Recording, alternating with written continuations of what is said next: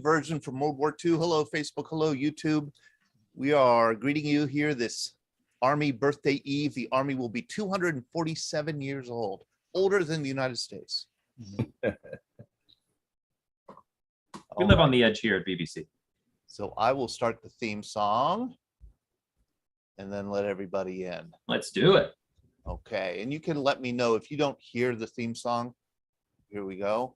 Okay.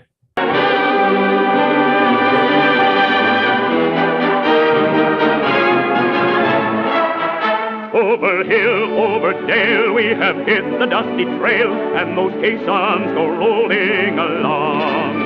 Counter march right about, hear those wagon soldiers shout, while those caissons go rolling along. For it's hi, hi, hi, in the field artillery, call up your numbers loud and strong, and where'er we go, we will always know that those caissons are rolling along, that those caissons are rolling along. For it's hi, hi, hi, in the field artillery, call up your numbers loud and strong, and where'er we go, you will always know. Welcome, everyone, to Veterans Breakfast Club. This is Happy Hour for Monday, June 13th. And my name is Sean Hall. I'm the Director of Programming with the VBC and your host for this evening. Joining me, as always, is Todd DiPastino, the Executive Director, as Wingman tonight. Todd, how are you doing? Hello, Sean. I'm looking forward to being Wingman tonight. Should be a really interesting conversation. Oh, I'm super excited for tonight. We have two wonderful guests. Robert Zimenez, Army veteran of enlisted in 75, and Andre Carter, who is a Navy veteran, also enlisted in 75, had a 30-year career in the Navy. We're going to be talking about his book, Between the Devil and the Deep Blue Sea. Excited to get to both of our guests. I'm very honored to have you guys both join us tonight. Before we get to you, we're gonna have a couple of quick announcements here. And I guess we could start tonight by thanking our sponsors. We have been very, very fortunate and blessed to have some great sponsors for us. I'm gonna share my screen here. And the first being D&D Auto Salvage. Todd, you usually say that D&D, they're a junkyard. They're a junkyard. They're a junkyard, but they've been around for a long time, and they're a really wonderful business. They were a big supporter of the VBC. They started off really small, like a hauling and used auto parts operation back in the 70s. Our two guests enlisted in the 70s, so been around just as long. But they have now grown into a full service metal recycling company with two locations in Lawrenceville and Tarentum. And they accept all types of metal now, both ferrous and non-ferrous, that are generated from industrial manufacturing, construction and demolition, small commercial entities, as well as individual customers. They have a wide variety of material handling equipment and are capable of managing any job in a timely and efficient manner.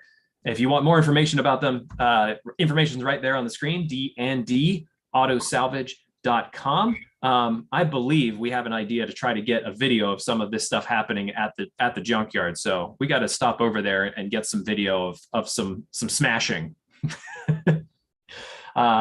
Maybe I'll donate my old car and we can watch it get smashed. Also, tobacco-free Adagio Health. We're happy to have them on board. Hello, good evening.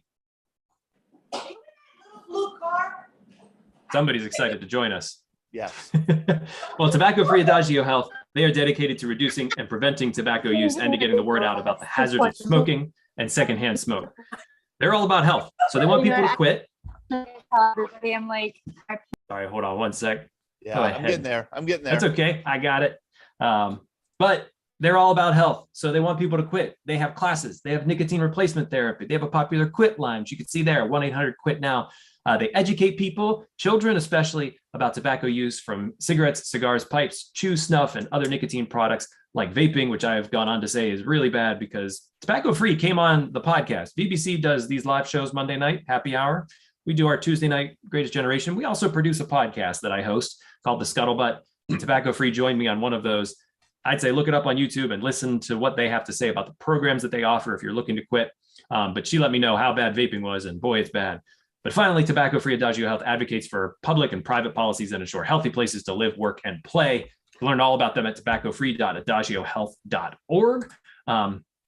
really, they're quite wonderful. So if you need to get in touch with anyone, I recommend them. It's great to see everybody. We have a very big room tonight. Ida May, I haven't seen you in a while.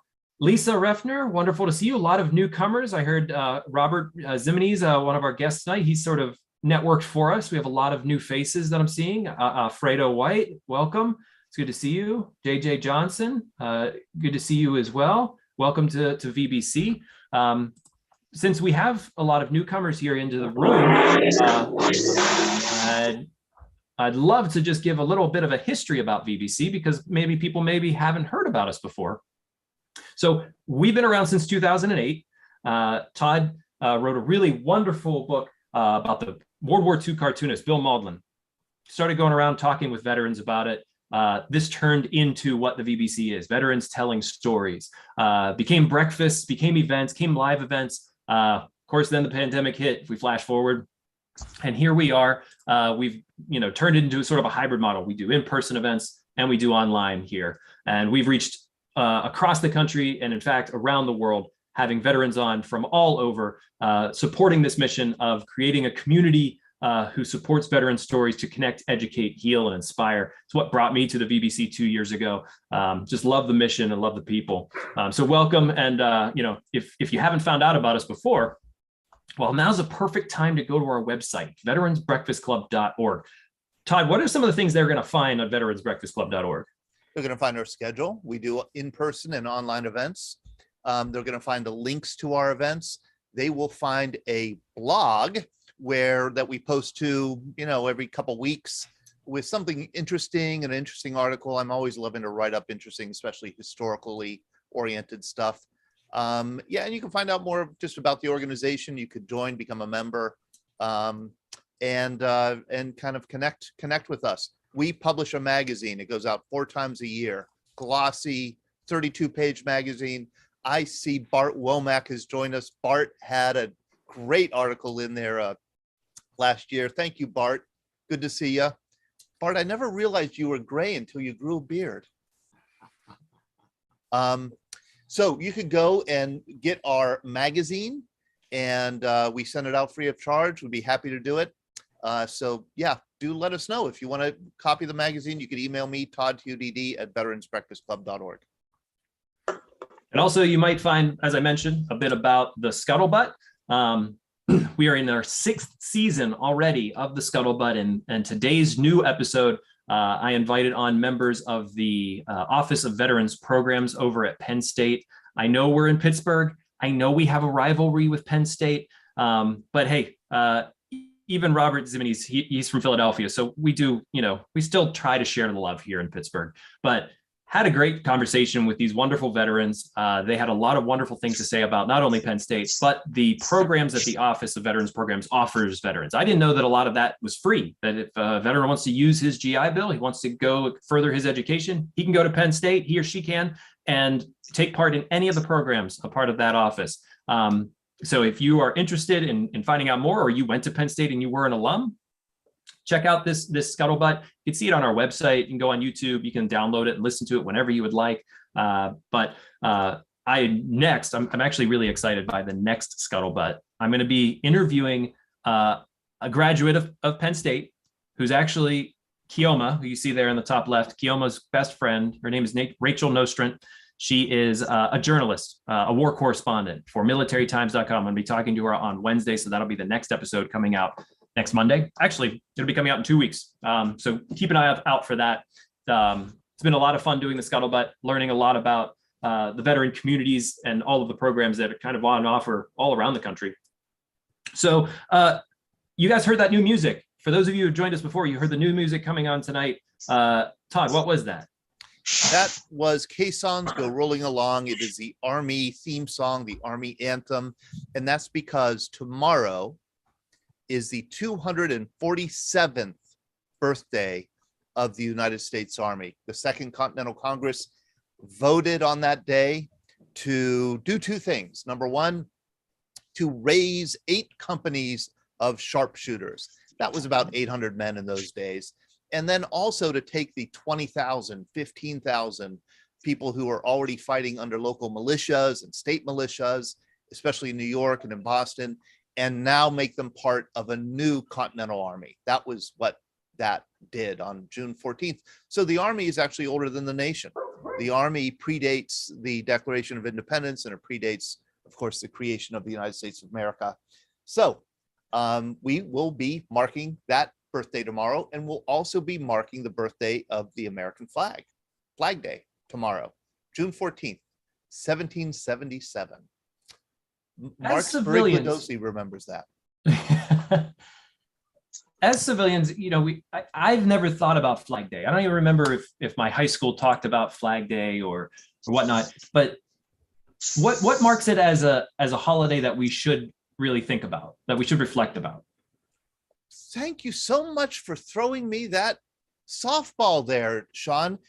For those of you who haven't joined us before, I'm a historian, so I love to talk everything history. And the American flag has a really interesting history. And what's interesting about it is that we know almost nothing about the origins of the American flag. Almost nothing. Everything that we think we know isn't true. Betsy Ross, meh, you know, none of that stuff happened. What we do know, the one thing that we know is that Congress passed this very brief resolution on June 14, 1777. We don't know why they did it. We don't know who proposed it. We don't know how they voted. We don't know who wrote it. We don't know who made the first one. We don't know. We don't even really know what the flag looked like, because all it says is this: resolved, that the flag of the United States will be 13 stripes, alternate red and white, that the Union will be 13 stars, white in a blue field, representing a new constellation. Doesn't say how big the blue field will be, how big the stars would be, what the stars would look like, what, you know, whether whether the white and red stripes how they would alternate. There's nothing about that whatsoever. What we do have kind of figured out, largely because of the correspondence of George Washington, is he wanted a new flag because this was the original American flag. This was the first one. It was called the Continental Colors. If we had a flag, this was it. And in 1775, and by the way, this was the flag of also the East India Company. I think Benjamin Franklin probably ripped it off from the East Indian Company and just, you know, adopted it for the American effort. And it was causing a lot of confusion on the battlefield. Americans would raise it, and the British would think that the Americans were then surrendering or that the battle was over. There was confusion on the seas. The other countries' ships didn't know whether they were encountering a British ship or an East Indian ship or an American ship. So this was causing a lot of confusion. So that's why the flag resolution was probably passed. One thing that we know is almost nobody saw the flag. There is not one flag from the Revolutionary era that still exists. Not one. There's not a good picture of one. I mean, like a painting or a drawing of one. There's hardly even a description of one, which leads historians to believe that there weren't many flags. You know, there were probably certain elements of the Army that had it. There were certain ships that had it, but there couldn't have been many flags circulating at all until before 1800 or so. The American flag, if you would have shown an American flag to most Americans in 1783, they would have no idea what they were looking at. And because of that, we don't really know what the flag looked like. And that resolution had no description of what a flag should look like. So we have all kinds of flags. This kind, here's a 13-star flag. This is 13 stars, which was probably immediately after the American Revolution. This was created. One of the oldest flags we have. Here's another one. You can see it's a different kind of pattern here in the blue field. Another one here. This one, interestingly, I believe this one was originally thought to be a Revolutionary era flag, and then some intensive study was done of it, and it was determined that it couldn't have been made before 1840. So it was an 1840 or Civil War era replica of a 13-star flag. Here's another 13-star flag. Here's another one. This is because some of the stars had 6 points, some of them had 5 points. There was no single. Here's one. Clearly, they built in some room for more stars to be added. One thing that we do know is that there was no American flag that had the stars in a circle. That's something that was kind of invented later after the Civil War, because that's the nicest design. That looks the best, but it didn't exist at the time. So this picture of Washington crossing the Delaware with that kind of flag is not correct. Here is a reenactment of Washington crossing the Delaware. They probably had this flag, which was George Washington's flag. You know you're something when you have your own flag. He had his own flag and he carried it with him. So he probably had it when he was crossing. And then finally, this is probably the most famous flag in American history. It's the one that flew at Fort McHenry during the Battle of Fort McHenry, the War of 1812. This is the flag that survived the rocket's red glare, and this is where we got the national anthem. And you'll notice this was 1812, so there were 15 states because Vermont and Kentucky had joined, and so there are 15 stars and 15 stripes. Originally, they added stripes when they added states. And in 1818, Congress decided, you know what, we're gonna stop adding stripes. So that's my little speech for my day. No, didn't we just buy this though? Sorry, thank you. Awesome. Thank you for that, Todd. I couldn't imagine having any, like, the stars look so uniform in just the circle, but if you look at any of the other ones, it was just kind of like throwing darts in the dark. Like, let's just put some stars on there. And you know what? I'm gonna interrupt before I shut up and disappear and just do the engineering.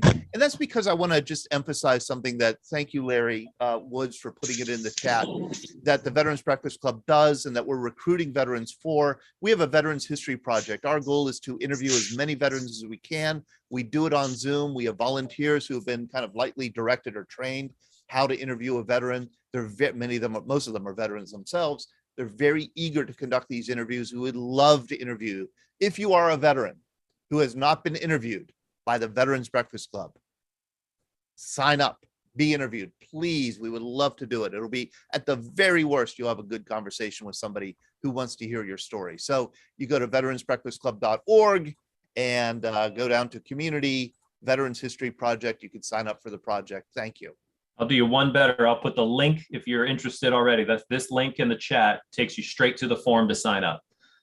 So feel free to fill that out and I'll be in touch. I'll connect you with a volunteer to interview you. You can set up a time, date that all works for you. It's very flexible. We've had a lot of success and some really wonderful stories that have come out of that project.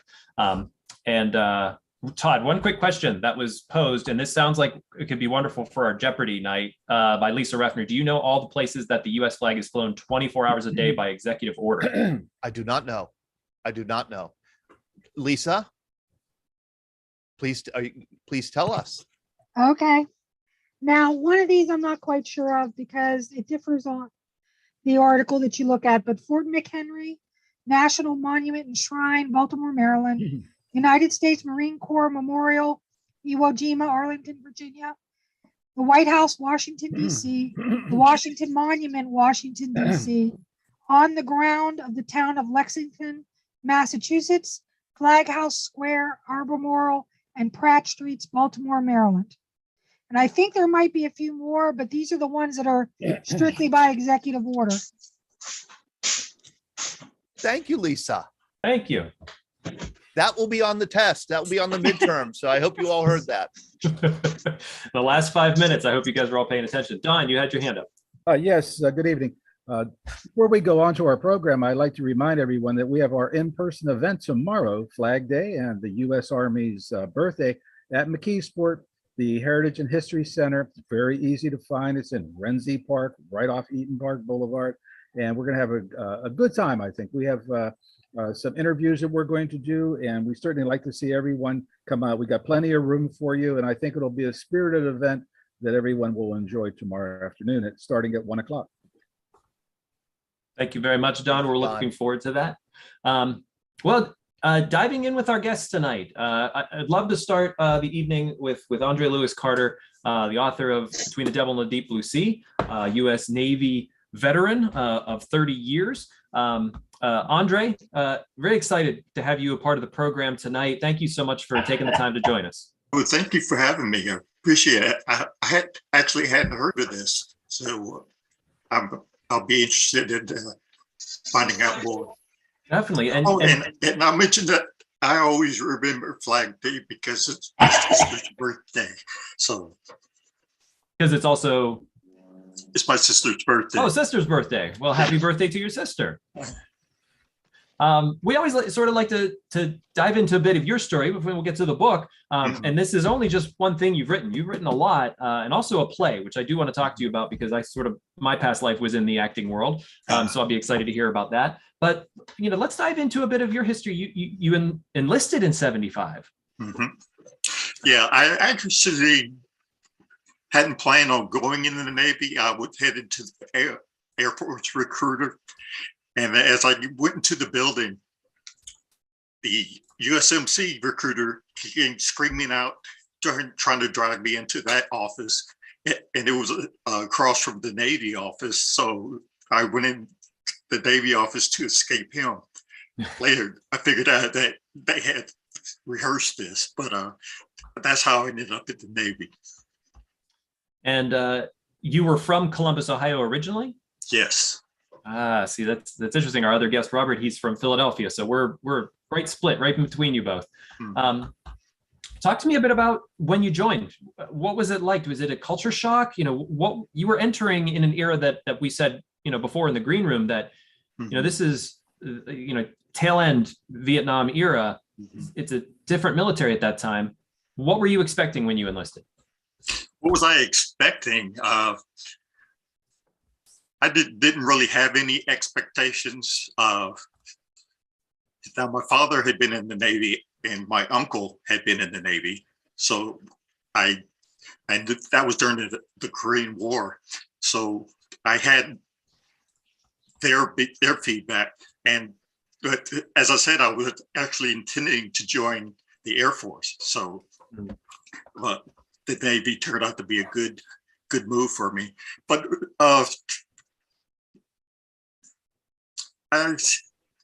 the event with the USS Kitty Hawk, the riot aboard that ship, happened in October 1972. I enlisted in September 75, and the Navy was still trying to deal with that fallout. It actually happened because it was on the nightly news, and basically it was bad PR for the Navy. So they were actually trying to start to address it. And I do want to get to the history of the USS Kitty Hawk, the race riot on there. But you brought up a red flag in my head saying that your dad had served in Korea. And we mentioned already that it was a very different military already by 75. He, what was his thoughts on you joining, and what did he experience when he was in? He didn't have a real good experience in the Navy, but my uncle did. So I had it both ways. I knew that it could end badly for me, but it was pretty much, the Navy was a reflection of society. So all of the problems that I had outside the Navy, I knew were going to fall into the Navy. What type of problems were you dealing with? Racism, institutionalized racism mainly. And you joined at what age? I was 18. 18, so straight out of high school. I'd actually signed up at 17, but they didn't let you come in until you were 18. Did your dad give you any advice as you were going in? Not really. No, he's just like, all right. If you talked to me that much about it, I might not have gone in. Okay, that's fair. And you had such a long career in the Navy. Were you anticipating, having that long of a career when you went in, or did you just think? No, when I enlisted, if someone had told me I'd been in for 30 years, I'd have just said, "Shoot me now." But it was very interesting. In the first 9.5 years I was enlisted, and then I got a commission and finished out from there. I have to say I had more fun as enlisted though. Why is that? I guess there's less responsibility, but also I was so much younger that I had more fun. Once I got commissioned, it was all work. Were you, and this is something that we'll get to, the sort of themes of your book, and Cesar, the character in your book. Did you feel like you were trying to escape something in enlisting? Definitely escaping Columbus, Ohio. That was key. But also looking for adventure. Okay, and I'm sure you found that. Like the Navy was probably sending you a lot of places. Yeah, most of my time as an enlisted was spent overseas, so learning new cultures and new languages. So, yeah, it lived up to that. Join the Navy and see the world for me. And that's interesting because, in talking about the USS Kitty Hawk and the race riot that happened on there, and what the Navy was dealing with when you enlisted, could you give us a sort of a history of that? I didn't know much about the USS Kitty Hawk until I found out about it from your book.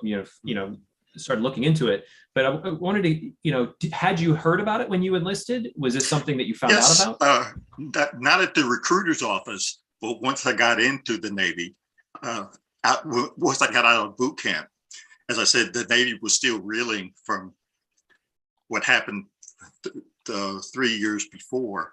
So I knew about it when I came in, just because of that. And as I said, it led to quite a few changes in the Navy. They started having sensitivity training, and the main change was they created a rating, a counselor rating, to help people. So they created a counselor rating? Yeah, a counselor rating. Okay, what was that? What was it? It was basically to help people address things that were going on in the Navy. It's since then progressed to having other duties, but it was meant to help people with sensitivity training and stuff. So when you came in at 75, and the reverberations from that were sort of still happening. Yes. Did you gain any insight from your superiors, from boot camp? The mentors that you were starting to find, in your service. What did you see in terms of race relations?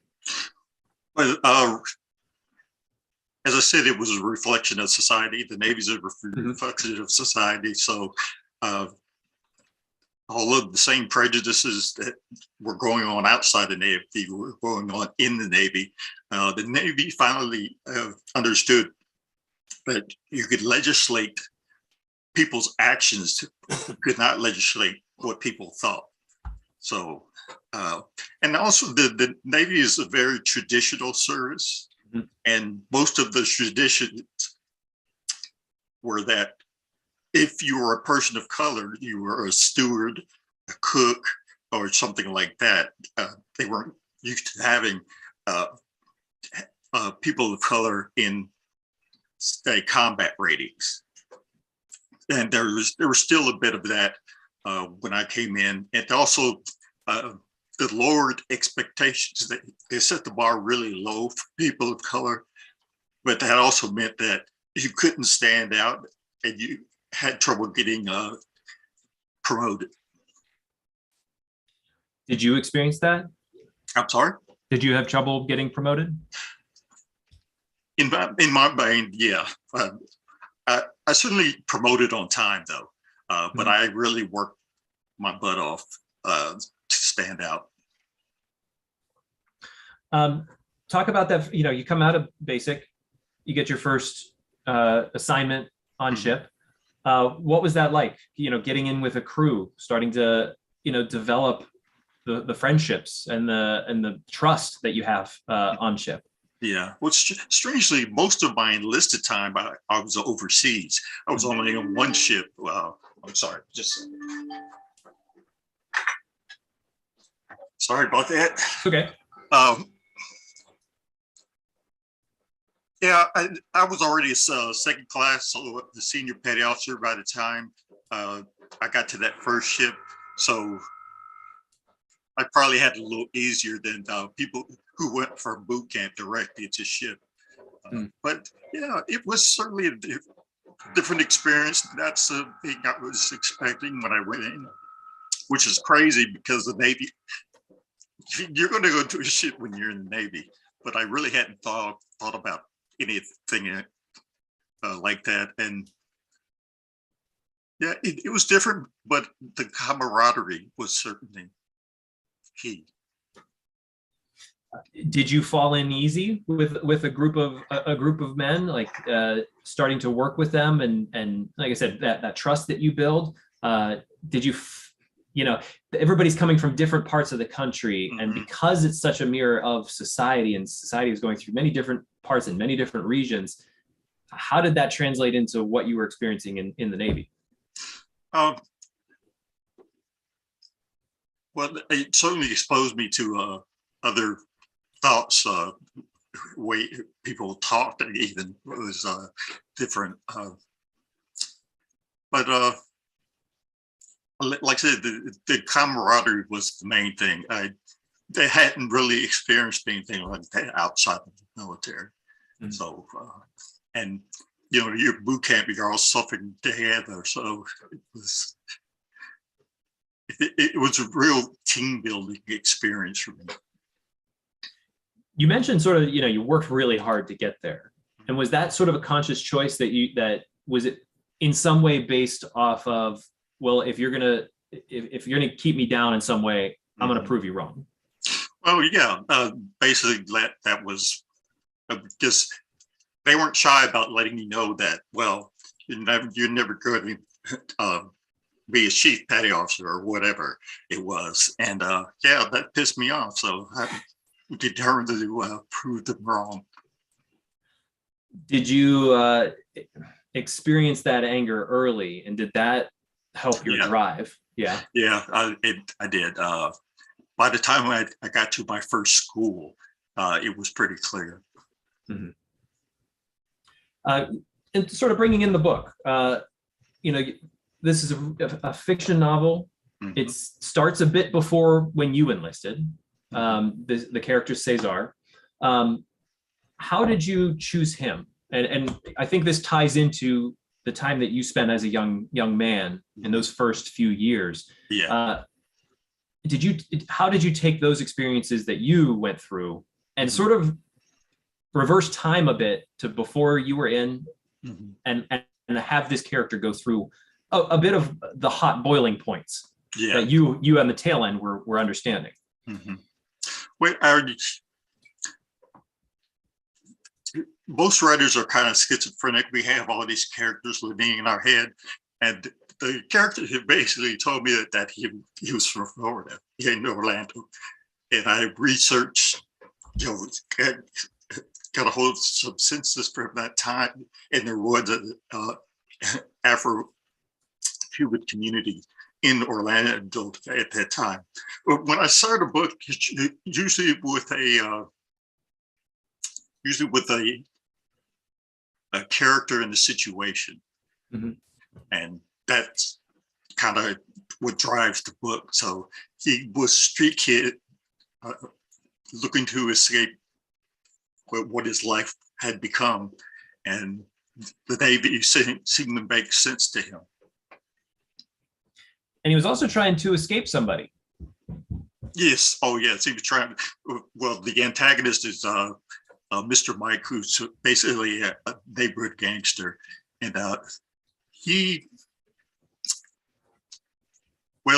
Cesar's father had died when he was young, so he was looking for a father figure. And of course, this man was kind to him when he didn't need to be, but Cesar didn't know that Mr. Mike would use that as a recruiting ground. And he fell for it for quite a while. And then something happened that required him to escape. And he figured the Navy was good because it was unlikely that the people after him would follow him into the Navy. So the Navy hadn't really occurred to him early, like the military kind of came out of a need. Right. Yeah. Yeah. He wouldn't have enlisted otherwise. I'm interested in the development of character. I mentioned sort of my previous life as an actor. So, you know, I think actors have a lot of different characters and voices in our heads too. Yeah. We share that in common. So the development of Cesar, I mean, this is somebody that you love, that you feel like, you know, as a writer, that you had to take him on a journey. How long did it take you to just flesh him out before you really started to like piece together where you were going to take him? Since I started out with that character and the situation that he was in, he actually came together pretty quickly with the surrounding characters. That took some time. I also wanted to give people a sense of what it was like as far as you meet so many people going through the Navy. I mean, it's like kissing a fire hose. Every couple of years, the faces change, their stories change, and I wanted to give that an emphasis in the book. Which brings me to the quote. I said I wanted to read that one paragraph I found in here that I really liked, and the Navy guys in the room, Don, you guys might really connect with what this says. Something Cesar would never adjust to was the voluminous parade of people that would cross his path while he picked his way through the Navy. It was a never-ending collage of faces, only a fraction of whom he would know for more than a few days, hence the beginning of many a sea story. Hey, you remember that guy? The one who... I thought that was so... I loved that. This idea of you know, we talked to so many veterans here at VBC. They'll talk about their service and what everybody meant to them throughout that service. But you don't really think of, especially as a civilian, you think of how many people you are meeting over the course of that time. And some you may only know for a day, a week, or whatnot, or shorter. So, you know, Cesar really, he develops this, as we've talked, this trust and this brotherhood, though, in his time. Yeah, and that started when he was in boot camp, because let's say they were all suffering together. It's part of the other thing that we hear a lot. Boot camp is where it all goes together. Yeah. So you got out of the Navy after 30 years. Were you already deciding to be a writer at that time? I was writing while I was in the Navy. So I retired in 2005. And I started getting published in 2004, so poetry mainly. And so that's when I really thought of myself as a writer, but I had been writing for years. So I just decided that I'm not getting any younger, so if I was to give it a shot, I needed to get going. I always like to ask when I come across a veteran who served as many decades as you have, and you know, this is sort of maybe even I'm sort of jumping the gun here, is just the idea of how much you saw the military change, which I do want to get to. But main point being is that you got in 75, you leave in 2005. A lot that's happens over the course of that time. There's quote unquote peacetime, different conflicts, you know, Desert Storm, Desert Shield. But I come back to it probably because it's, you know, my age and my generation, is I come back to like 9/11, and you know, you'd already been in the military for, you know, 26 years at that point. Yeah. Military changed drastically right during that phase when everything sort of shifted. Where were you at that time, and how did you, you know, experience the shift in the Navy? At that time, I was XO of Assault Craft Unit 1, which is amphibious craft that take the Marines to the beach or where they need to go to. So we were in charge of training those crews. And we also had some other boats that worked up in Alaska. It certainly gave more meaning to what we were doing. We needed to make sure that the crews were really trained up and could function as they were required to. Thanks. Okay, so sorry, back to writing, because I needed to get that in, because I always think about that whenever I think about sort of just as the expanse of service that you've had. Yeah, I also remember that getting to work that day. I lived about 20 minutes from the job, and it took me 4 hours that day to actually get there. 4 hours. Yeah. Yeah, there were so many people on the road, and I'm not sure if it was in reaction to this or not, but I eventually just parked my car. I didn't even make it to the base in my car. I walked. Was there thinking of the length of time you were in, and the conflicts you were a part of, and the service that you had already put into the Navy? The attack happens on 9/11. Did that double you down? Did you feel? Absolutely, yeah. It was you couldn't have imagined something like that happening. And when the second one hit, that was like, we need to respond to this in a strong way. Was it hard to retire? Not really. 30 years is a long time to do something, Yeah. And I was getting tired by that point. So, and each command is different. When I was enlisted, I worked at Naval Communications. Well, there's so many layers to that that I really, you don't get bored, usually. But after 30 years, to do it for so long that you're ready to do something else. When you look at the beginning, 75 and 05, and how 75 sort of was on the tail end of the USS Kitty Hawk, the race riots that happened there. What did you experience in terms of, you said you worked so much harder just to be able to get ahead. By 05, you look back, you reflect on it, how much had the military changed? And did you feel like you got to where you wanted to be by the time you retired?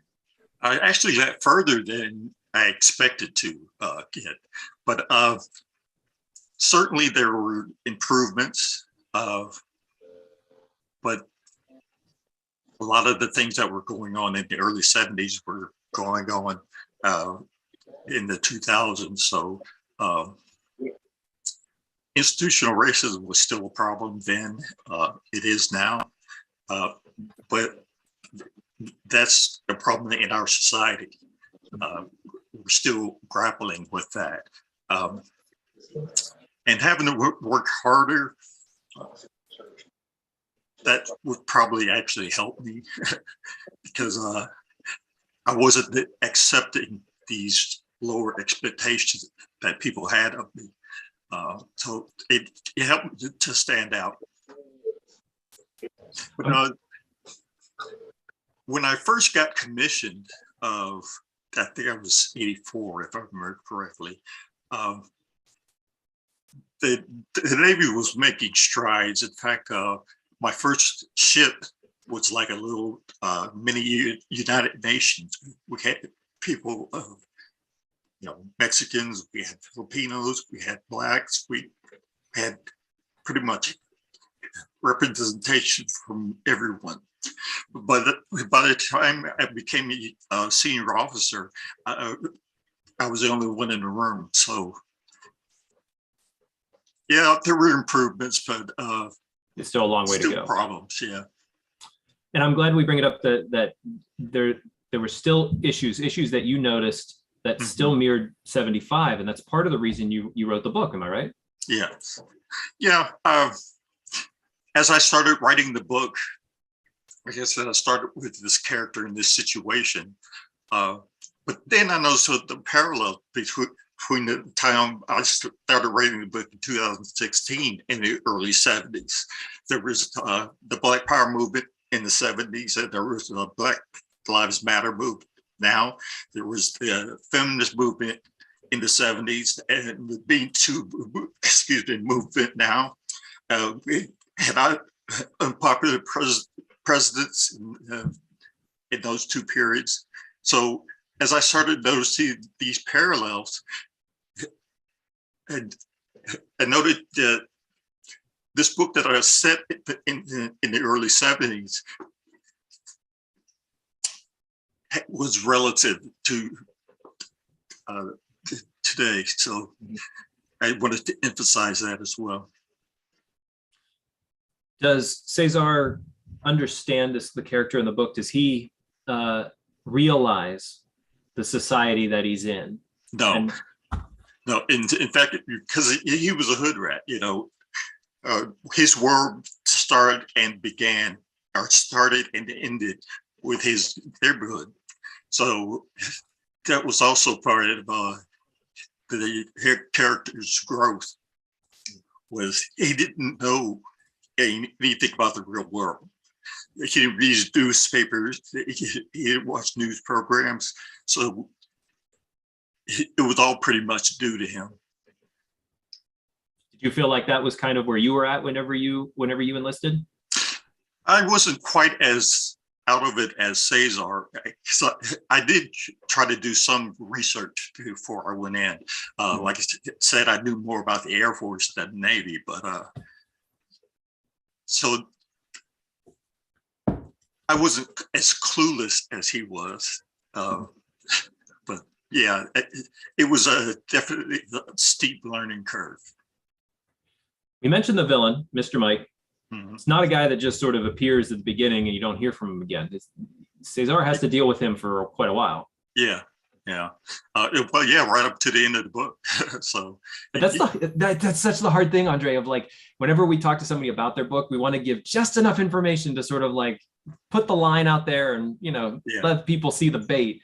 So you don't want to give any spoilers away, but you want to get them so interested in what this character is. Cesar is not just a cookie cutter character. This is somebody, like I've said, is that you really love and cherish this character. And I'm sure that I've heard a lot of authors talk about when they create somebody and then they have to run them through certain gamuts. They cry with them. They feel their pain.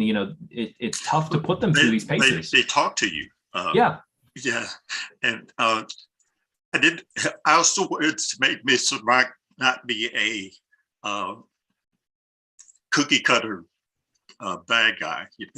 Mhm.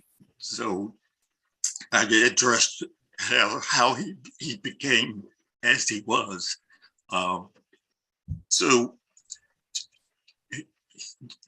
you certainly weren't going to like him, but you could understand how he became the way he was. Mhm. That was important to me. Bart Womack, you have your hand up. Do you have a question or statement? I'm sorry, sir? I don't want to cut Sean off, but whenever we get to Q&A, you can just call on me at that time. I don't want to take Todd out of his flow, but just remember whenever you get to Q&A Okay. that'd be good. Yeah. Of course. Thank you, Bart.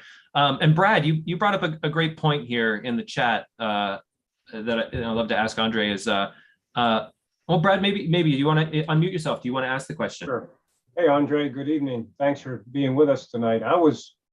Our time in the military mirrored I went in 76 and left in 2005. I can recall those troubled times. And from your perspective, though, I wanted to ask you, what could we have done better in speaking of the military, looking back and the lessons that we learned or didn't learn? What could we have done better? And how? Thinking about that, I really don't think that we could have done better simply because of the state of race relations outside of the Navy.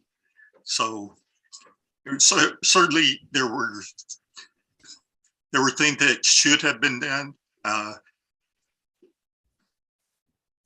Even though race relations were a problem, women in the Navy, the way they were treated was a problem, but it wasn't viewed as a problem. So I don't know that anything would have changed without that kind of perspective. I can distinctly recall at least discussions were being done, the small unit, small gatherings and groups with discussion leaders. And that was probably the important step. But the leadership also had a great responsibility in breaking away from those traditions and those way of doing things that sometimes we hold on to too tightly.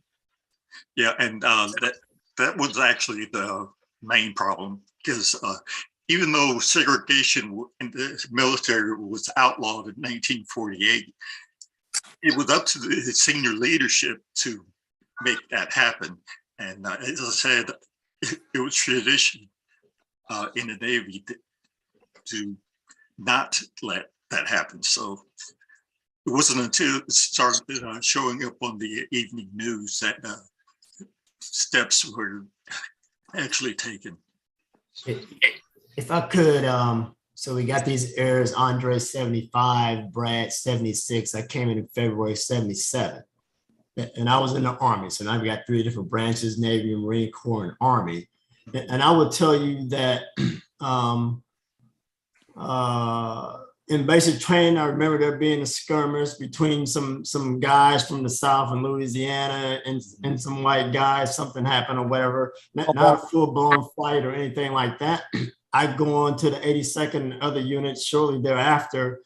And I would tell you, not that I was naive to anything, I paid attention to it all, but there was none of that. So, Brad asked the question, what could the military have done better? We know what the military could have done better. It was someone need to step up and have some courage, or in this case, excuse my French to the lady, I'll keep it at courage, but you know what I'm talking about.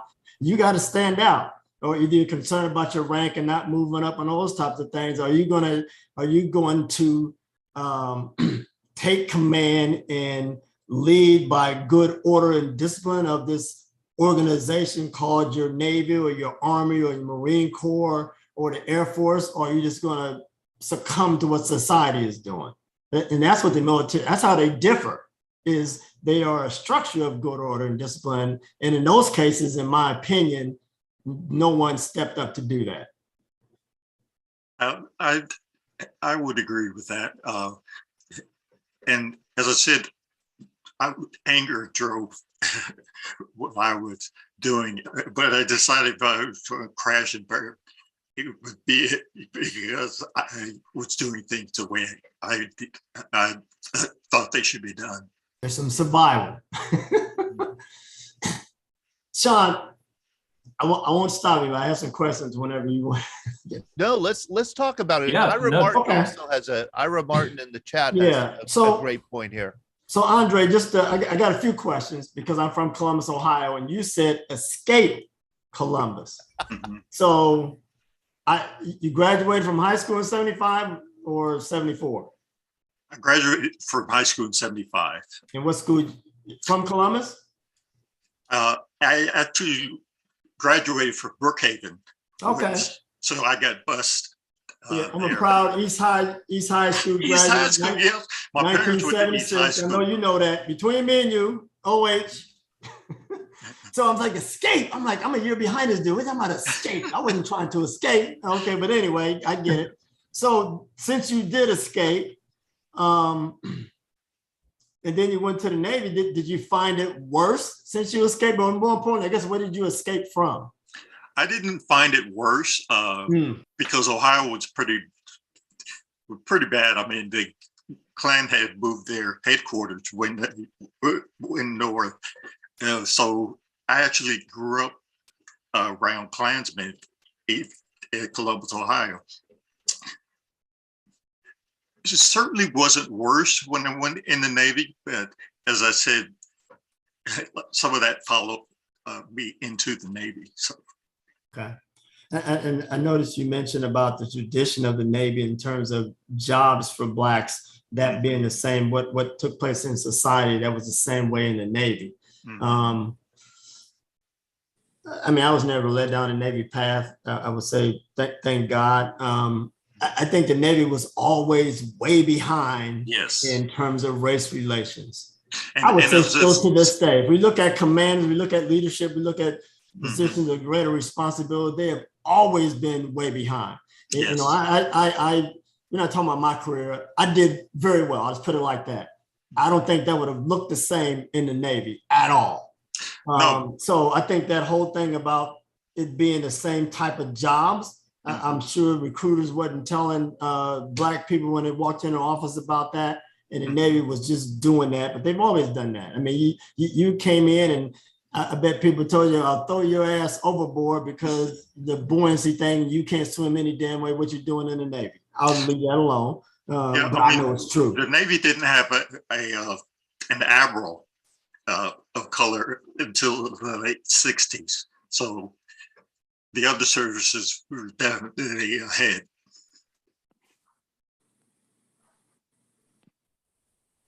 Sorry, Bart, you got muted. Oh, sorry about that. Go ahead. Yeah, I'm good. I wanted to get to those things because of in my opinion, I think the Navy's been like that for quite some time. So Andre, I applaud you for sticking it out, taking the path of this is going to get you to a place of high leadership in it and influence, you know, coming from enlisted, and it took you to go to be a commissioned officer to make those things happen. So this is persistence, and we've always had to do better. There ain't nothing wrong with that. Amen. Get this. There it is. Also, I wanted to bring in Robert Zimines. Robert, you were also 75, Army, our other highlight guest tonight. What are your thoughts on the discussion that we're having now? Army, right? Army, 1975 through 1979. First of all, Andre, I love your story, man, and I appreciate being on the same platform with you. And I have to get that book. Appreciate it. Coming into the Army, I mean, I didn't really, like I said, like I think Bart said, I wasn't naive, but I didn't experience. Well, I don't know how to. I didn't experience the prejudice or racial tension per se in the Army. What I did feel was from the hierarchy up, it's like there was no respect for the enlisted man or the low man on the totem pole. It was the Army's way or the highway, and you had better get on board. And my path was I was fairly educated coming out of Philadelphia. I really didn't care about anybody. Bart, I hate to tell you, but I escaped Philadelphia in 1975 as well, because they had other plans for me here in Philadelphia, and I knew I had to get out of town.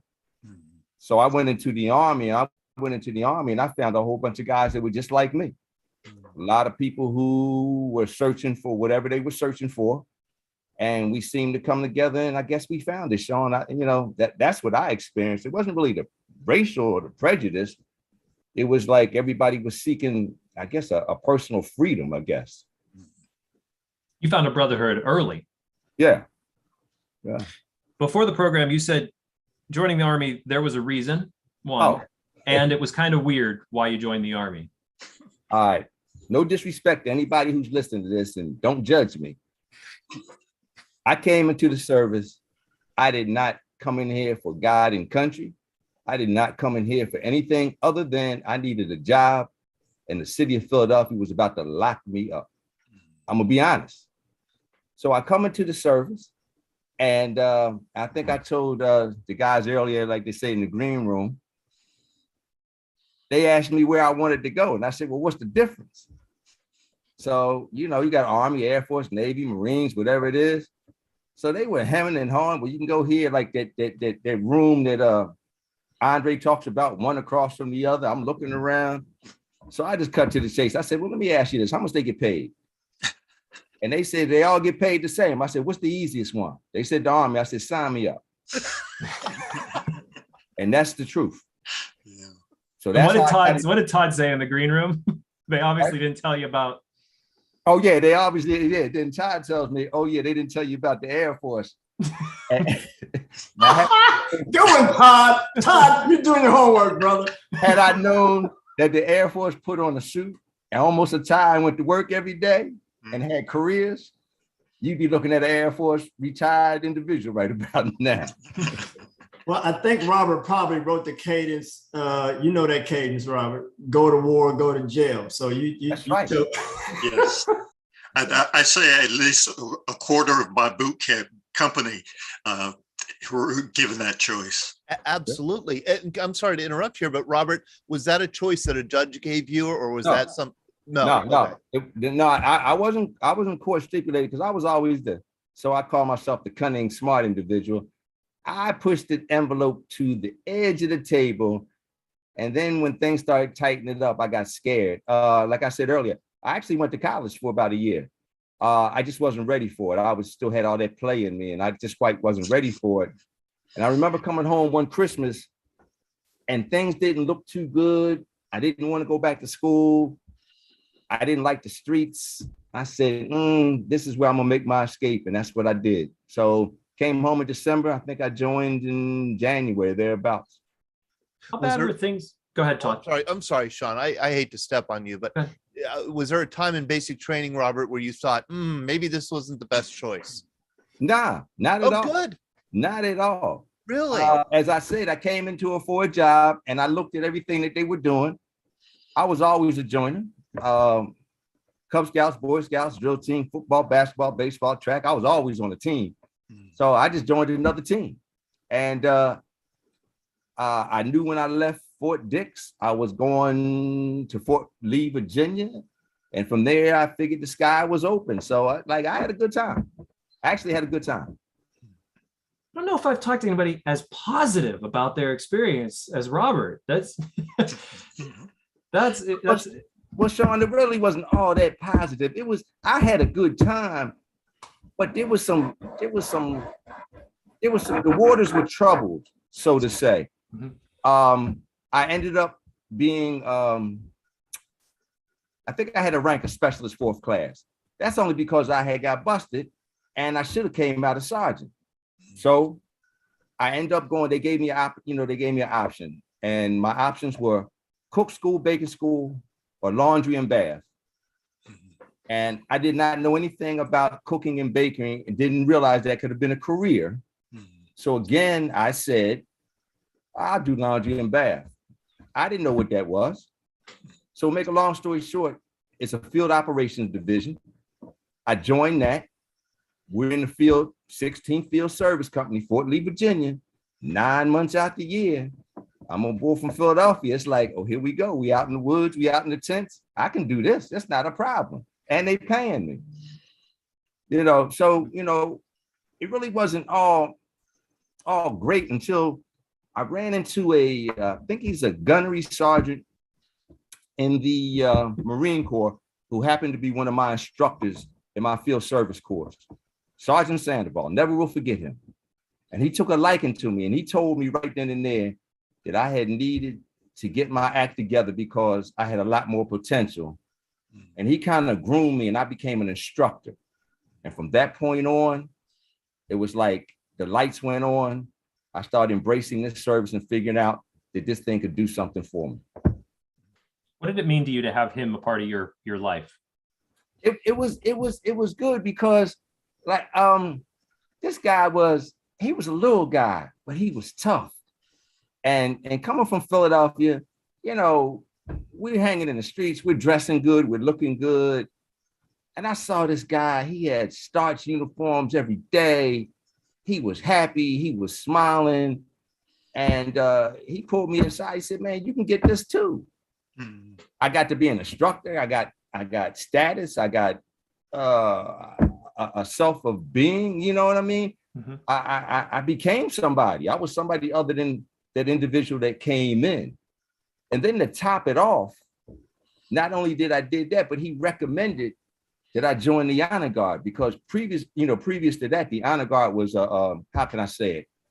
It was like a duty. People would have it for like maybe a couple of weeks or something like that. Well, they had set it up 75, 76 maybe, that it was a permanent position. So I became a member of the Fort Lee, Virginia Honor Guard, and I was the general's orderly until I left the service, and you couldn't tell me anything. So I learned a lot. We talked about that a bit in the green room, that you know, you go to the military, it changes you. You know, what did you, coming out of Philadelphia, why did you have to be woken up? Why did you have to have that kick in the pants to like become somebody? I guess, I mean, I think anybody who grows up in a city, there are going to be issues, there are going to be problems. School wasn't a problem. I graduated pretty much top in my class. I had the grades, never really studied. That kind of stuff came easy to me. But the streets do draw you. The streets do draw you. It's the money, it's the camaraderie, it's the statue. You know, everybody's looking at you, you become somebody. But I had an old timer tell me that, he said, young guy, let me tell you something. He said, fast money doesn't last for so long. And he said, you stay in this game long enough, it's going to get you. And I always listen to my elders. And then he told me the thing that really kind of like broke my heart. And he said, and you're not built for that. So he was basically telling me that I had a purpose in life. I need to stop doing what I was doing, and I needed to move on. And I'm glad I listened to him. We talked a bit about, you know, earlier we were talking a bit about 75, you know, what's going on across the country. How bad was it in Philadelphia? Did you experience any of that? You said you didn't really see much of it whenever you went in the Army, but was there any mirror to what you were experiencing in Philly? No, in Philadelphia, it was a lot of gangs. It was a lot of fighting. They were just beginning to start doing some of the shooting. Shooting wasn't a big thing back then. It was a lot of fights, a lot of turf or territorial wars. Drugs were just coming on the scene. So ironically, when you get into the service, it's like, it's kind of like similar, Sean. I mean, the same things were going on in the service. It was just on a lower level, and everybody knew that they had to get up in the morning and go to work, but the same things were happening. It was just on a different level. You were meeting, I mentioned this earlier with Andre, just meeting so many people from around the country. Coming out of Philadelphia, did it open up your mind to a lot of different ways of thinking from across the country, the guys you were meeting? Oh, I had some of the best experiences in my life. I met guys, African American, Caucasian, Latino. I met this one white individual, and this guy, for those of you that were in the service, when we fell out in platoons, we had what we called a field first. Field first was like, he was like the super platoon sergeant. He responded to the drill instructors and to those in command, and he had to make sure that all of us, the platoon leaders, were in adherence and that our squads were great. This guy had to be, let's just say 6'6", 6'7", every bit of 280. And he had told us that he had never met an African-American man until he went down to the recruiter's office in Wisconsin. He was from Wisconsin. So it was those kind of relationships. I met guys that, you know, one of my best friends was Jesus Leon Torres. He was a Latino guy from Puerto Rico, not New York, Puerto Rico, the Rock. How he always told me there's a difference if you don't know it. And I met guys from Louisiana and guys from Mississippi and Alabama. And it really didn't matter where we were from. It's like, we all just became brothers. It was amazing, you know. No issues. I literally had no issues, no fights, no nothing the whole time I was in service. Nothing. There's New Yorican and there's Puerto Rican. Yeah, there's a difference. There's a difference. I was going to ask about that difference between the Navy and the Army then, because it seems like, Andre, your experience was very different than Robert's experience, you know, between the two different branches. That's true. I knew some Army guys from the neighborhood, and that's was one reason that I did not want to go into the Army, because when they came back, they were in pieces, and as I said, I was originally going to go in the Air Force, and it just seemed like the Air Force didn't sleep out in the jungle, etc. So I wanted to serve, certainly, but the Army was just in such a bad route. Oh, I think we lost Andre. I'm sure he'll kick back on here in a second. Yeah, I'll watch for him in the waiting room.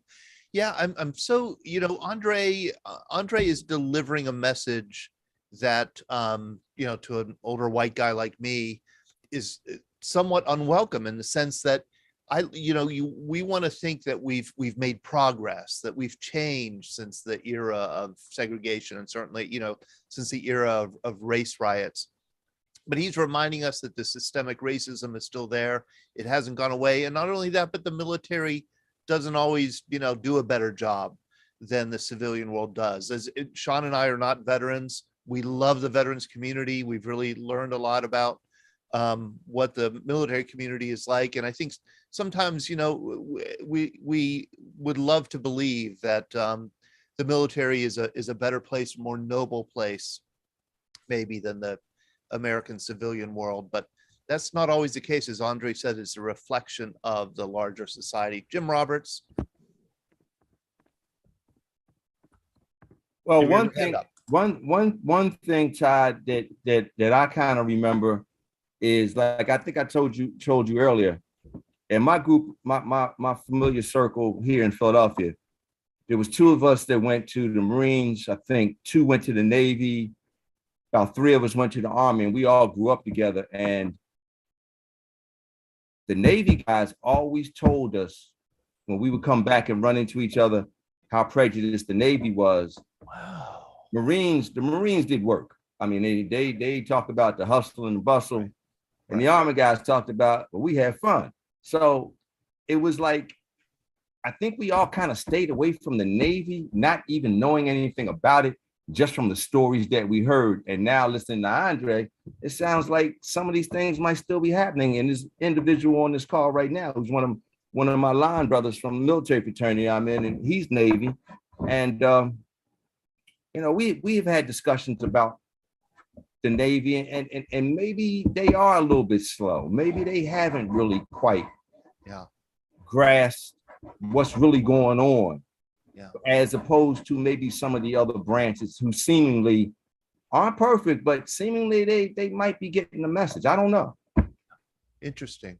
Jim Roberts? Yes, I do a bit of education from your guests. I was in 69, 70, 71. I did basic at Dix, AIT at Fort Polk, and OCS at Benning. Prior to showing up at Dix, I had never had a Black in charge of me. When I got at Dix, I found some of the most impressive soldiers I've ever met in my life. I mean, they were strapped right down the line. And for some strange reason, I spent more time in the field. I was never in an office. So when I finished, it was either in training or in an office. When I finished OCS, I went to a training company where I worked primarily as a training officer with Black DIs. And again, probably the finest soldier I served with was our SDI. And he's probably one of the 2 reasons I'm here today. They always seemed like they had found a real place and a real home in the Army, to where they could contribute, be a positive force, and in many ways change young men's lives for the better. Am I wrong? Is that bogus? Is this the white guy wanting Black people to have a better life? Or was I really seeing what was going on?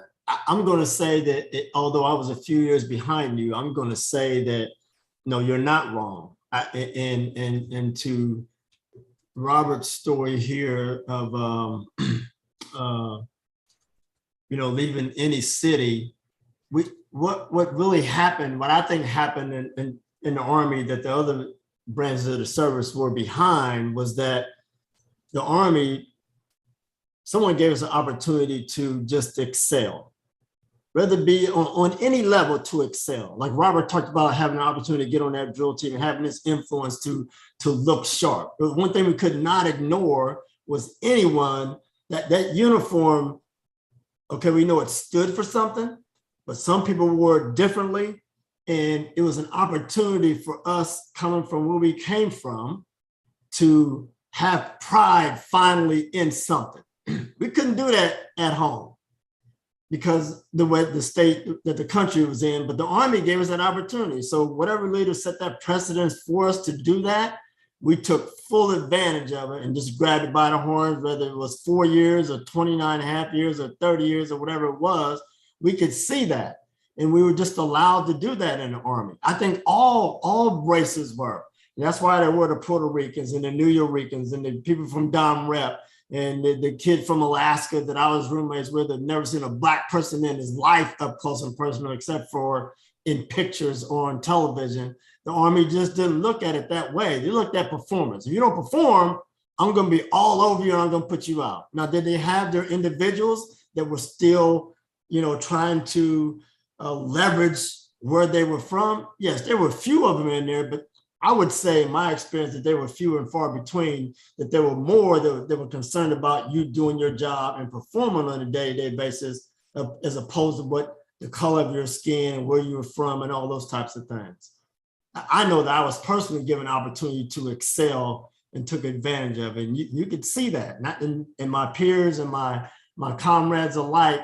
They either had the choice to excel or not to excel, and a lot of them did not excel. But a few of them did. So no, you're right. You saw that, and you saw your Black counterparts do their job. Deborah, you bring up a very good point because we're talking specifically about race, what people of color were given opportunities, but you say in the chat, too bad it wasn't that way for women. And that's a whole other can of worms. I'd love to open up that as well, and that's something for another VBC night. But that's just a very good point that I wanted to highlight. Sir, I don't know your name, and I didn't want to mispronounce it in case it was there on the screen, but welcome. You had your hand up. Yes, how you doing? My name is Delmar Weeks. I am a line brother of Robert Zemenides. He's my line brother from Mu Beta Phi Military Fraternity Incorporated, and he was talking about me and pertaining to serving in the United States Navy. I served from 92 to 2000, and one of the experiences that I did find in the United States Navy, even during that time, was the amount of favoritism and racism having to do with giving opportunities to Blacks to be promoted and put in positions to win and actually get advanced. We had I started as an undesignated airman. You had to wait to be selected to get put into a trade or job, one of the shops inside the squadron. I started at VFA 25 out of Lemoore, California. And the racism or the favoritism was so extreme that eventually we had to go to the command master chief of the base in order to get an opportunity to be put into a shop to learn a trade and get a designation. Otherwise, many of the young Blacks were kept outside as plane captains for years. I had known people who had served as a plane captain their whole 4-year career and never got an opportunity to strike for a designation. So listening to other people experience in the service in different branches, they were given an opportunity based on their work, but the Navy was definitely behind in the way that they were choosing people to promote. And even some of the Black leadership, when they got to a certain rank, they became just as oppressive as everyone else. They were a lot hard on other Blacks that they were supervising in leadership roles. So I felt that the Navy was behind. And again, that was 1992 to 2000. Thank you for the opportunity.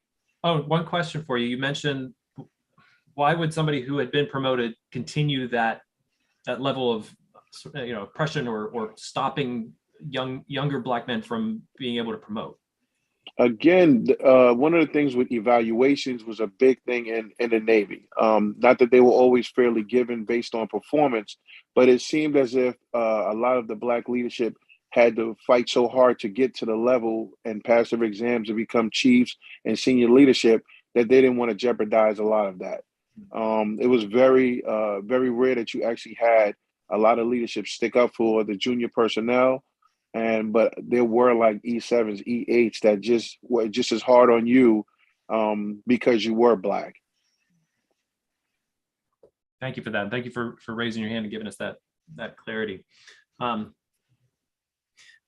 we have any defenders of the Navy? that is exactly what Lamont Gourdine is on the board of directors of the Veterans Breakfast Club. He's one of our board of directors, and he's a Naval Academy graduate. And he has said in conversation with me, the exact same thing we just heard about the Navy and promotions. So even at the highest levels, JJ. I'm listening to all this, and I must have been in a different Navy. I joined in 1962, and all the problems that some of these people are having in the Navy as far as race relations is concerned, I never experienced. I came into boot camp. I'm from Ohio, also coming out of Elyria, Ohio, and my first choice here again, they were sending me to Great Lakes boot camp, and I got the opportunity to talk to my recruiter to go to California. And I spent most of my time in the Navy on California, but almost 2/3 of my Navy career, I was in a position of authority. I mean, I'm right out the boot camp. I did my mess cooking as Navy recruits do. And then shortly thereafter, I was a master at arms in the galley as an E3. I went aboard my first ship as an E4, and I was put in charge of a shop, my first ship. Later on, I went aboard I was on a minesweeper. I made E5. Made E6, came up to school, teaching school. I ended up going aboard my last ship, and here again, I'm in charge of a division as a E7. I retired. I didn't retire to E8. I gave it up. I got out of the Navy without accepting E8. I had made it, but I didn't. I had enough of the Navy. And my problem with the Navy was not, here again, the racism. It was the, what do you want to call it? It wasn't what you know, it's who you know. The politics, PC. That's one of the reasons I got out of the Navy. But then I continued my career after the Navy with 34 years teaching at Great Lakes Naval Base. And even there, here again, I saw very little racism on that base. I saw a lot of camaraderie between some of the students, whether it be black or whatever. But it was a good mixture of students up there. We never had any problems really within the schools. And like I said, I must have been in a different Navy than Andre and Robert were talking about. But I enjoyed my time in the Navy and never had any problems with any racism. One of the things is I stayed in the Navy because what was happening as far as racism, etc., it was happening outside the Navy as well. So that didn't really stop me from excelling in all of that. I just let it roll off my back.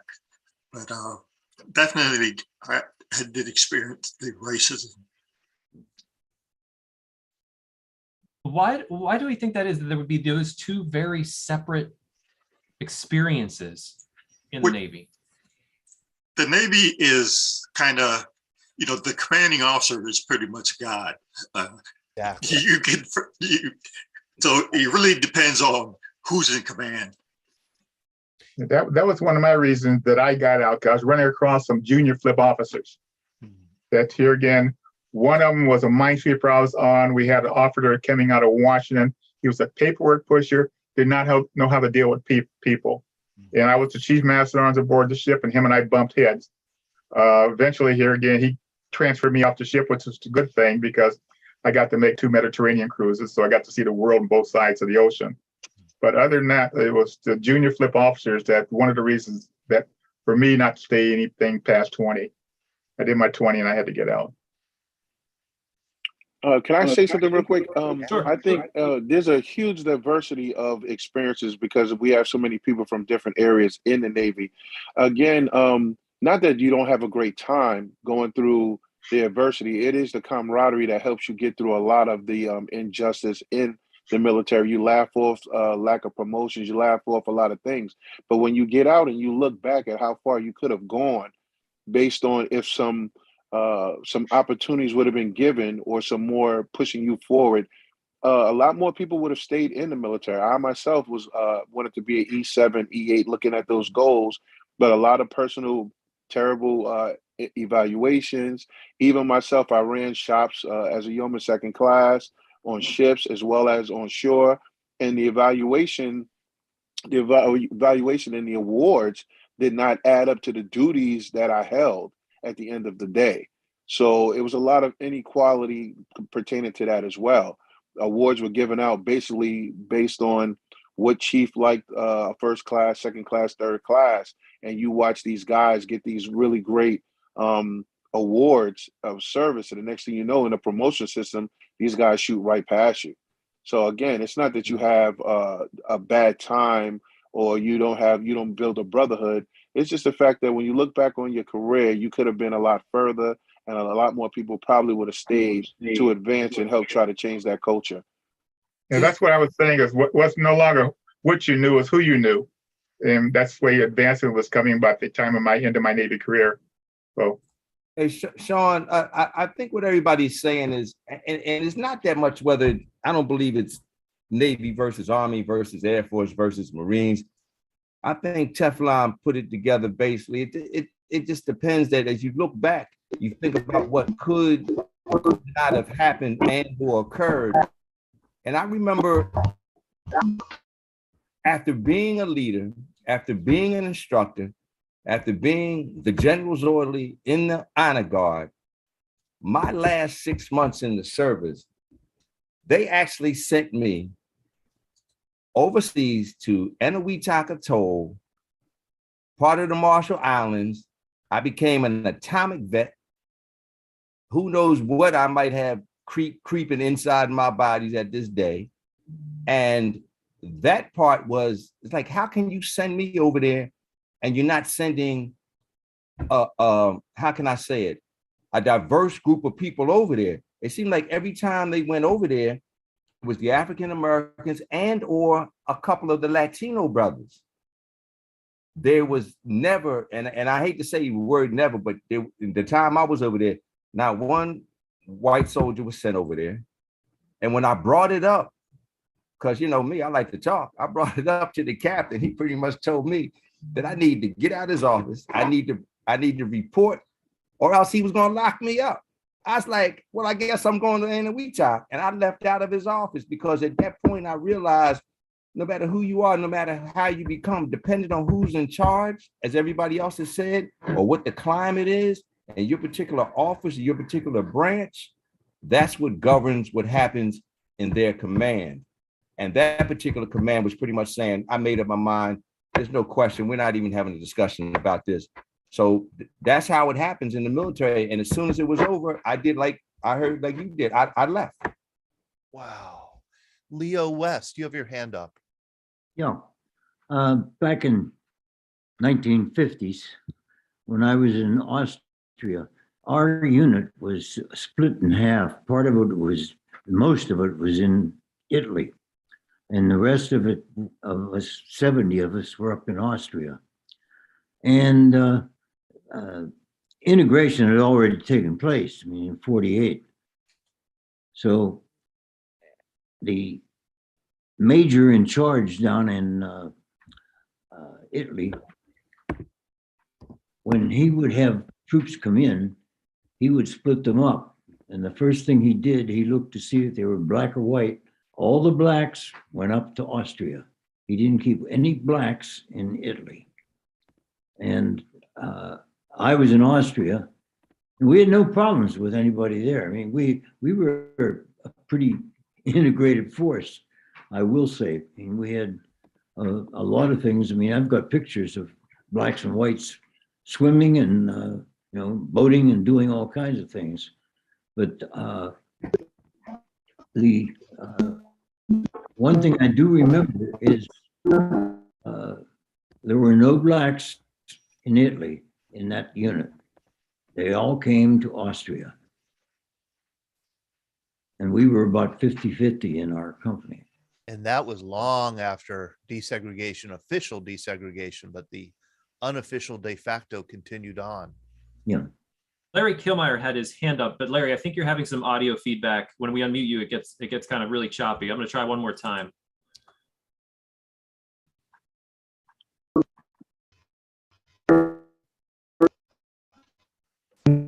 Yeah, I'm sorry, Larry. We can't get your audio. If you're able to type into the chat, please feel free to type into the chat the question or comment you had. Todd, go ahead. Yeah, I'm sorry.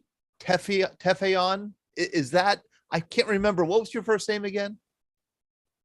You have your hand up. And I don't know whether that's hand up from, maybe it's a hand up from previous. Dalmar, he's Teflon, he's talking to you. No, I don't have Teflon. anything else. Okay. Teflon. Teflon. Great, thank you. I like that name. I also I want to say a quick hi here before we wrap up the program because we're at time now. But Ira Martin, I noticed that your son Owen Martin had popped on the video. I want to highlight Owen simply for the fact that he is getting his Eagle Scout. He's going for his Eagle Scout. He decided that with his project, as opposed to building a picnic bench for a church, he decided to join our Veterans History Project, and he interviewed, was it 8 or 12 veterans? I believe he owed you 8, but I think he's still got some coming. So this is something that we were really proud of, and something that we were going to get the word out about, because if there are other gentlemen going for their Eagle Scout and decided, hey, instead of building a picnic bench, I'd like to interview veterans. We just wanted to say a big thank you to Owen for deciding to do that and deciding to partner with us on that project. He, of course, just snuck off. So I'm going to get him back, and you could say that again, hopefully. 1 second. Thanks, Ira. Hey, and I will just invite everybody who's on this call, every veteran who's not yet been interviewed. We would love to have you interviewed, especially Black veterans. I think we really need to have your voices be part of this Veterans History Project. So please do consider. It's really a conversation that you have with somebody like Owen or somebody else who's really interested in hearing your story. So it's on Zoom. It takes an hour. It's painless. We don't draw any blood. We don't, I mean, nothing bad at all. It's just it's a good conversation. So please do join us if you can. And also, I want to highlight, we have a survey after every program, 3-question, 1-minute survey. Did you like this program? What went well? What didn't go so well? What can we do better? Please, we really depend on your candid responses to help improve our programming. It's a Survey Monkey link. I put it here in the chat on the Zoom side and on the Facebook side. Take it and would be very appreciative. Thank you. Bart, you had your hand up? I just wanted to put my email in the chat there, Robert, as well as Andre and whoever else wants to connect. I appreciate you sending me an email to connect. I want to give Todd, you and Sean a great round of applause, I should say. Great job this evening. Great discussion. Appreciate this. Thank you. Thank you so much, Bob. Certainly. And, I mean, like, there's something about saying, like, all of the difficulties that each of the guests, the gentlemen who spoke tonight, Bart, Andre, Robert, JJ, talking about what they experienced in the service. But I think back and it's like, would you have done it again? Would you have changed anything about your service? I'm glad you asked that. Yes, I would. First of all, whether I would have stayed in the Army or whether I went to the Air Force, I would have made a career out of it. I would not have gotten out. I've had, I think my oldest son and my oldest daughter while I was in the service. And those are just 2 out of 7. So who knows where I would have been. Yes, I think I would have made a career out of it. Mm-hmm. Andre? Yeah, as I said, I don't think I would have done it differently, simply because my experience was I'd had the same problem outside of the Navy, but I was given extra incentive because in Ohio at that time when I would have gotten out, the bottom had fallen out of the economy, so I would not have been able to get a job if I went home. So that was incentive to stick around. And everyone, make sure that you look up Between the Devil and the Deep Blue Sea, Andre's novel. Really wonderful read. Thank you, Andre, for having this sent over to VBC. We were so happy to be connected with you. I'd be remiss, Robert, if I didn't mention Mu Beta Phi and Gary Amons and Gregory Williams, who I interviewed on the Scuttlebutt. Gregory connected me with you, Robert, and I just continued to be in awe of Mu Beta Phi, the work that you guys are doing. It's been wonderful to speak to every brother in the entire network. And I'm just, consistently, I'm happy every time I connect with Gregory. He's such a great guy.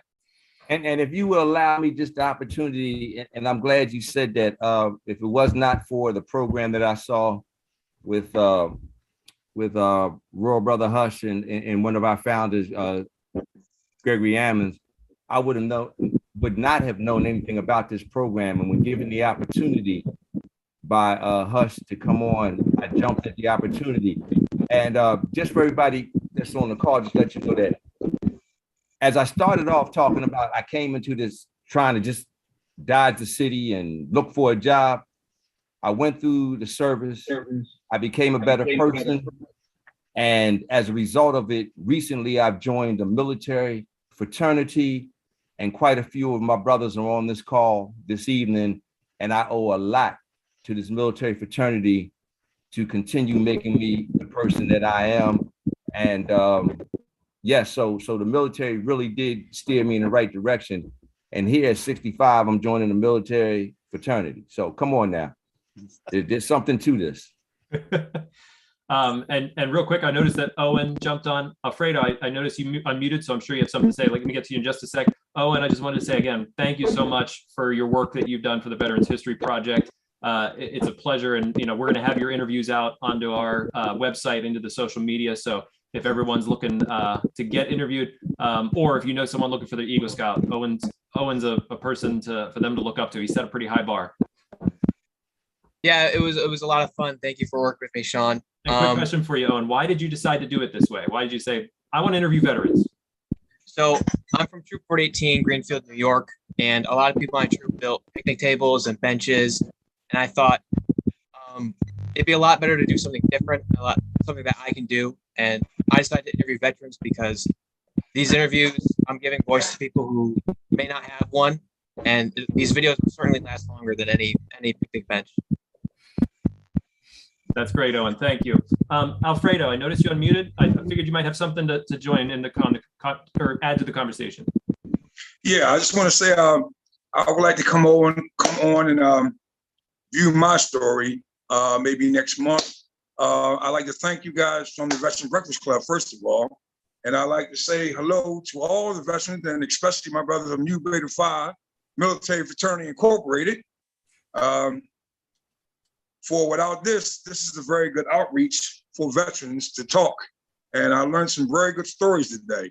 And I'd like to participate next time to just share my stories as far as veterans, okay? So I don't know how to touch, but I'll talk to my frat brother, and he'll let me know how to do it, okay? Robert can connect us, or please send us an email, Alfredo. We'd love to have you. We'd love to hear your story. Todd, can you play us out? Yeah, you guys are wonderful. Thank you, Mu Beta Phi. I love that camaraderie that you have with one another, that bond that you've taken to a next level. And we would love to have you anytime on our programs to share your stories. And we'd love to do more stuff with you because, man, you have great stories, interesting stories, wonderful history, unique history, and the kinds of things that we don't normally hear from our white veterans. And so that, I think that's really of value to make sure that your voices are heard. Enjoy the United States Army birthday tomorrow, 247. All right. And happy Flag Day, everyone. Thank you again. Thank you, guys. Thank you, everyone. Thanks for having me. Appreciate it. Thank you, Andre. Thank you, Robert. Everyone have a good night. Good night.